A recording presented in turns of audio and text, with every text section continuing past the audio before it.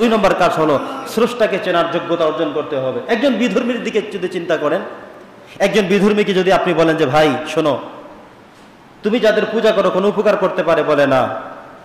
আমরা যে আল্লাহর অর্চনা করি, যাকে আমরা সেজদা দিই, তিনি কি আমাদের উপকার করে? বলে হ্যাঁ, উপকার করতে পারে। ওরাও কিন্তু অনেক ক্ষেত্রে স্বীকার করে, স্বীকৃতি দেয়। ওরাও জানে, ওরাও বোঝে যেটা আমাদের রব করেছেন, সৃষ্টিকর্তা করেছেন। ওরা কিন্তু বারবার সে বিষয়টি তাদের মাথায় আছে।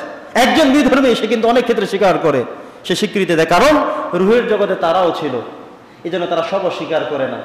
তারা কিন্তু বলে না যে আল্লাহ দেয়নি। এই যে বৃষ্টি পড়ে, যে ভাই বৃষ্টি দেয় কে? ও বলবে যে আল্লাহ তাআলা বৃষ্টি দেয়। যে ভাই বৃষ্টি দেয় না কেন? কে দেয় না? বলবে সে আল্লাহ দেয় না।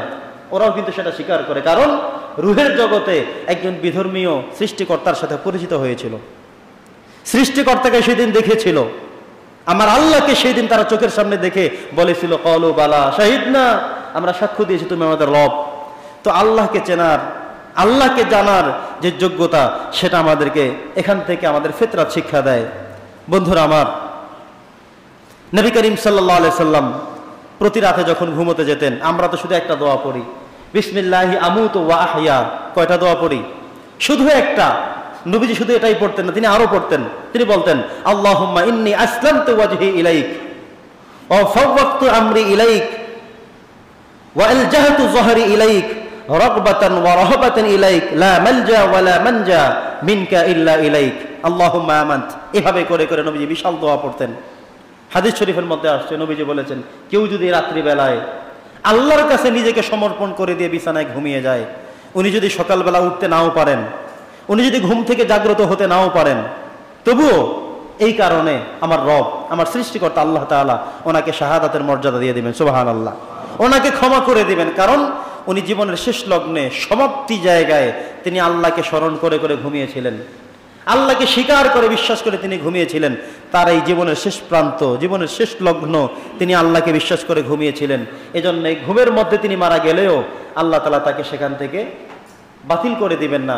আবার যদি তিনি ঘুম থেকে জাগ্রত হয়ে আবার বেঁচে থাকেন, তাহলে তিনি এক যোদ্ধার, এক সৈনিকের সেই উদ্যম নিয়ে তিনি আবারও ময়দানে ছুটে কাজ করতে পারবেন, সুবহানাল্লাহ। বন্ধুরা আমার, এজন্য আমরা ঘুমানোর সময় প্রতিনিয়ত দোয়া করব।